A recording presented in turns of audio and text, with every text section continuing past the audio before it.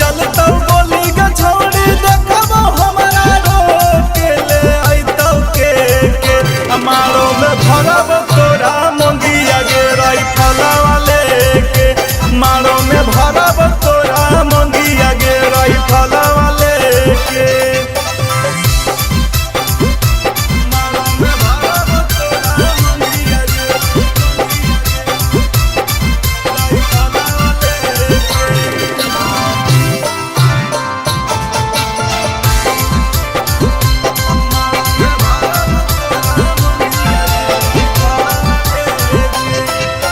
पापा के समझाई दी हो दिए न जैतो तिलकवा